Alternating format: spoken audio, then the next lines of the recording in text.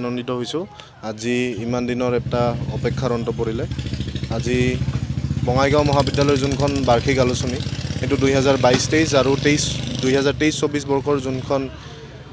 আলোচনী সেইটো আজি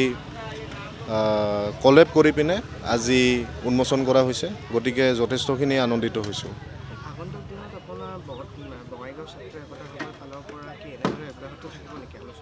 হয় যেহেতু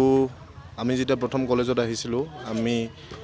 আলোচনী এখন যে কলেজৰ পৰা যে উন্মোচন কৰা হয় সেই বিষয়ে আমি ইমান জ্ঞাত নাছিলোঁ কিন্তু যেতিয়া ছাত্ৰ একতা সভাৰ দায়িত্ব অৰ্পণ কৰিলে ছাত্ৰ ছাত্ৰীসকলে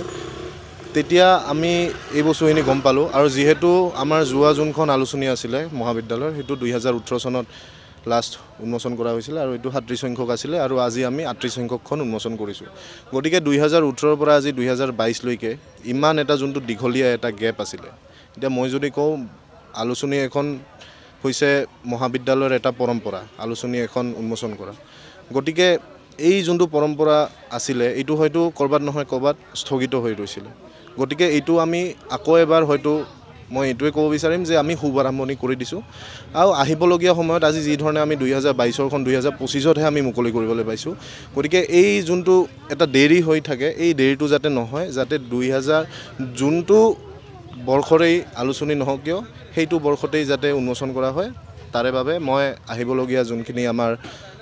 2024-25 বা আহিবলগীয়া সময়ছোৱাত যোনখিনি আলোচনী ইয়াতে উন্মোচন কৰা হ'ব মহাবিদ্যালয়ৰ ফালৰ পৰা তেখেতসকলক এইখিনি অনুৰোধ জনাম এতিয়া সেই ক্ষেত্ৰত ছাত্ৰ ছাত্ৰীসকলক ক'বলগীয়া একো নাথাকে কাৰণ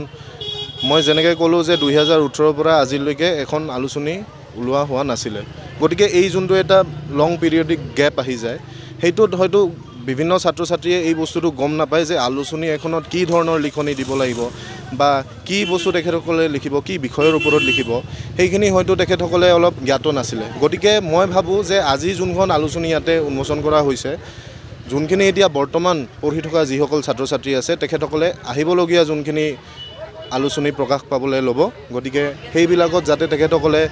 ভাল লিখনি ছাত্ৰ ছাত্ৰীৰ দ্বাৰা তেখেতসকলে যাতে জমা কৰে প্ৰকাশ কৰে তাৰেই বাবে আমি বিচাৰোঁ যে আমাৰ যোনখন আলোচনী তাৰে পৰা অনুপ্ৰেৰণা লৈ পিনে যাতে আহিবলগীয়া সময়ছোৱাত যোনখিনি আলোচনী প্ৰকাশ পাবলগীয়া আছে সেইখিনি যাতে তেখেতসকলে কৰে আজি হয়তো 2018 পিছত সেই পৰম্পৰাটো হয়তো ক'ৰবাত নহ'লে ক'ৰবাত স্থগিত হৈ গৈছিলে হয়তো আমি 2022 পৰা আকৌ এই যোনটো পৰম্পৰা আছে সেইটোক আকৌ এটা শুভাৰম্ভণি কৰিছোঁ